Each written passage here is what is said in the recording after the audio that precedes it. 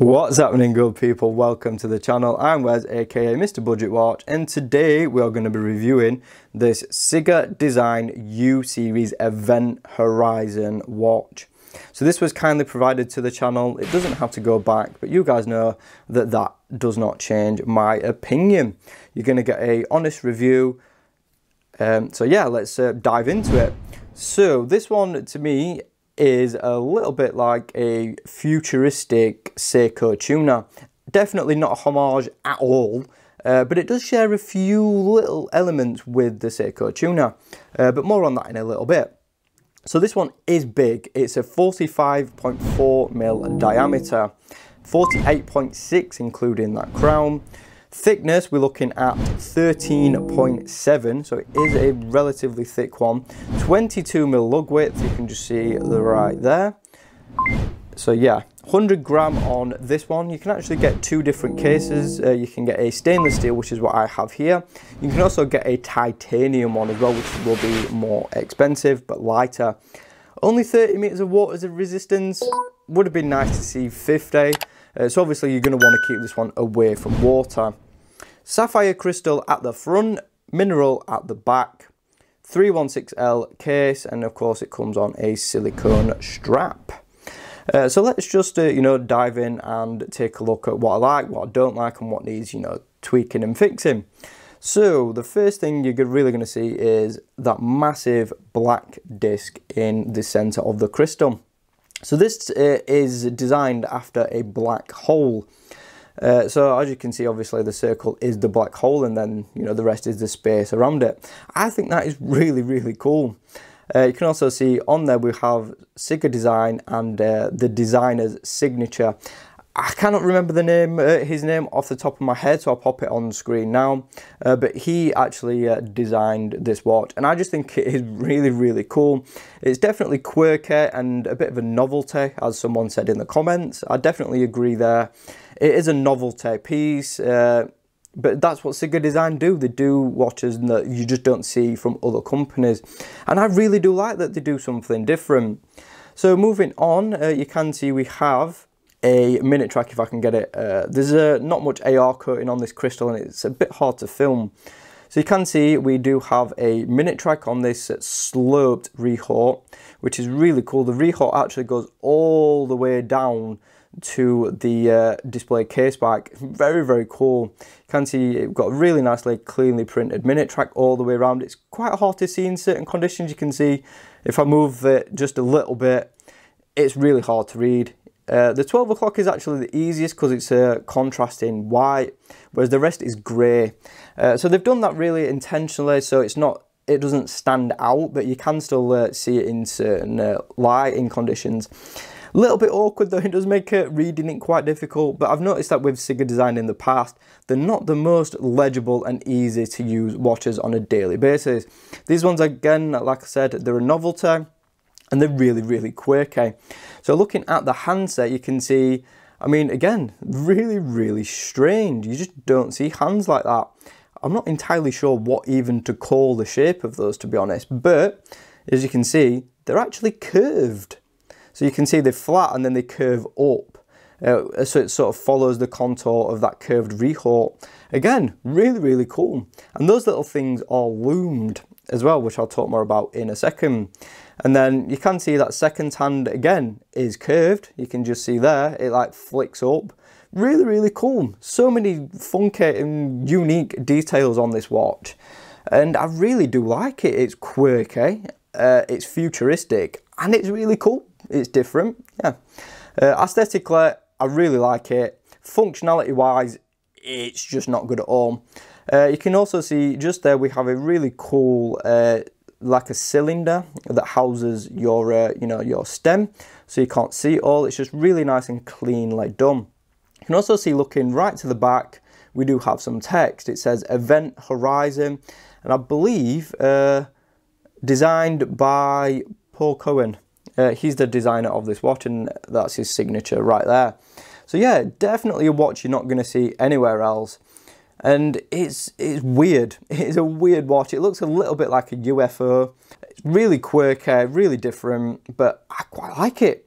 Then we got onto this side case, and you can see we have the 24-hour all the way around it, engraved into this brushed side.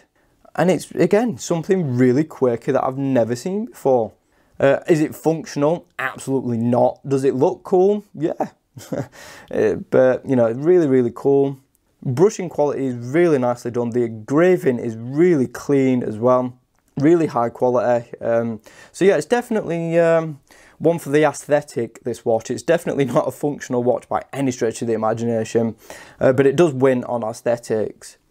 And then looking at this crown, you can see we've got a little red jewel in it. Again, you know, it serves no purpose, but it looks really cool. To me, I'm going to be a bit childish here. It looks like a UFO spaceship. So you've got your front here, and then you've got your little thruster at the back, and then these like little winglets here. Yeah, I know I need to grow up, but I just think it's so cool and really unique.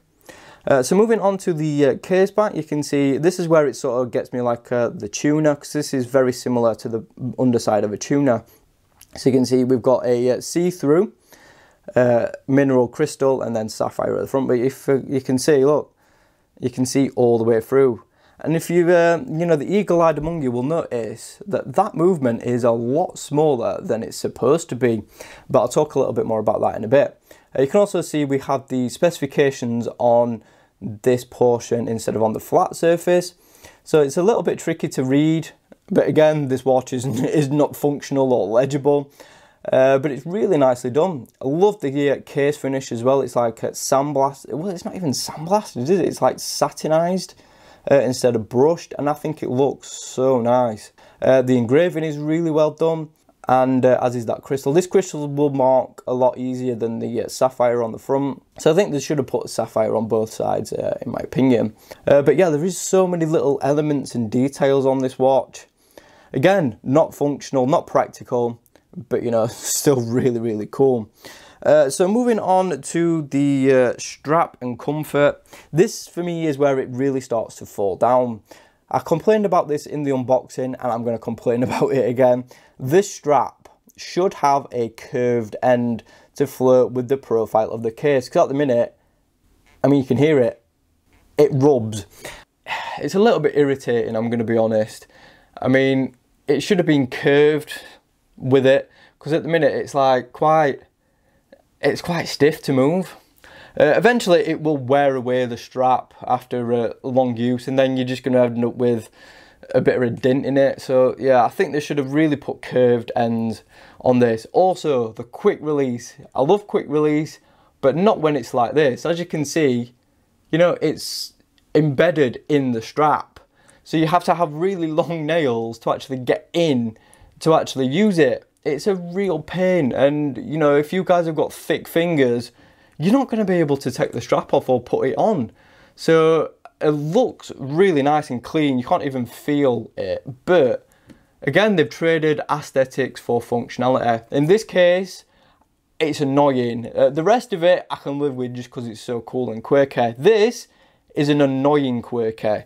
That is a cool quirky. There's a difference. Really nice silicone strap. Very, very soft, pliable, and you know, the strap is really comfortable. No complaints with that really, apart from the end and the end. Can't speak. The end and also the quick release. So on this side, we've got one floating keeper and one which is supposed to be fixed in place with these like little teeth. You can just see if I move it out of the way. You can see, look, we've got these little teeth which hold it in place, but you can actually have it free moving as well. Then we got onto the buckle, very, very nicely done, brushed, really cool and high quality. You know, it's really nice and planted. The tang is really good quality.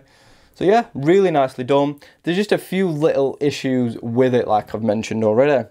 So what I'm going to do now is get this thing on wrist. You're just going to see how big it is on my slim wrist.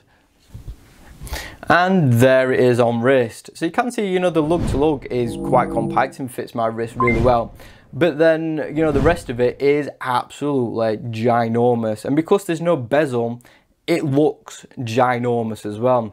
So you're definitely going to need a 6.5+ inch wrist to rock this one properly, because it's just huge. It fits.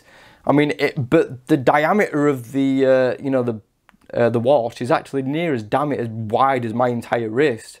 So yes, you're definitely going to need some thicker wrist to, you know, wear this one and make it look good. This is why I can't have a Seiko tuner, by the way, which I'm really annoyed at. Which is why I called this one like a futuristic tuner, because, you know, it's got the very similar lug design and case shape as well. But yeah, you can just see how thick it is on my wrist as well. Profile wise, you know, because it's got that exhibition case back, it doesn't really sit all that well on my wrist. It's a little top heavy, a little bit cumbersome for me to wear, but that's just, you know, it's just me. I've got a really slim wrist, and this is designed for someone with a much thicker wrist than myself. You can also see my wrist through the watch as well, which is, you know, quite unnerving. But yeah, the strap is really good quality and really comfortable, even despite its issues. No complaints with that. But for me, this one just isn't very comfortable at all. It's too big. I would love to see a smaller version of this one, maybe like a 40mm. That one I could definitely get on board with. This one, you're going to need some bigger wrist to accommodate it properly, because as is, it's just too big for me. Right guys, so now we're going to talk about movement and in use. And I've got a bit of conflicting information here. I've just looked at the rotor on this watch and it says NH058. But on the listing for the information, it says it's an NH06. So yeah, a little bit confusing, because I've actually just researched this movement and I can't find any information on it. So I'm not really sure what to make of that. An NH06 is basically like a small NH35 used for women's watches, whereas I can't find any real information on this one. I've just done a quick search and I just can't find it. So I mean, it looks a lot like the NH06, but the NH06 has hacking, whereas this one does not.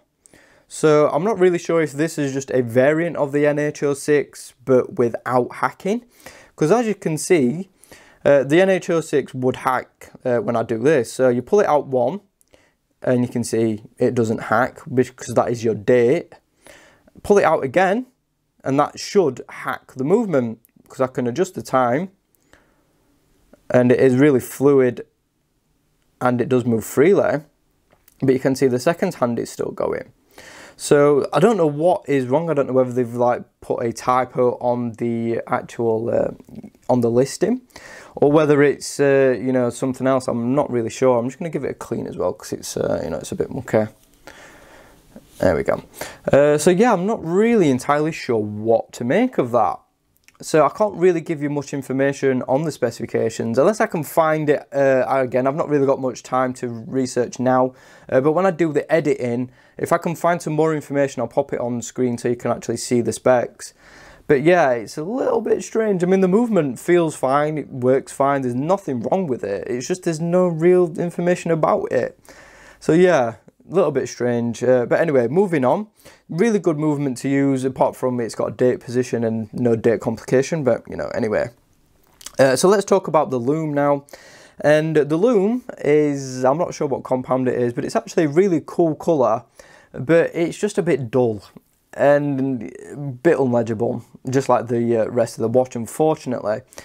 So yeah, although the lume looks really cool, it's not really practical or functional. But yeah, it's cool that it's, you know, done a little bit differently. You don't see it every day, but you know, it's not really practical in everyday use. It's just, again, more of a quirky, cool thing than a practical one. Again, like, you know, the rest of this watch, it's quirky, it's cool, and it's fun. So now we get on to the summary. So this watch will set you back $279 at launch and $359 retail. And ooh, that's a bit much, if I'm going to be honest. As much as I like it and how cool and different and quirky it is, I can't get on board with that price. I think it is far too much, in my opinion. Yes, it's cool. Yes, it's quirky. Yes, it's futuristic. Yes, it's different. But it just doesn't really function as a watch. Again, you know, this is not a practical watch. This is a considered purchase for people that like quirky and eccentric things. Because if you don't, then, you know, it doesn't really function all that well as a timepiece. It's definitely more, you know, fun and different. So if you like that sort of thing, then this is probably something you should take a look at. But if you want a functional timepiece, you know, this is definitely not for you. Is it for me?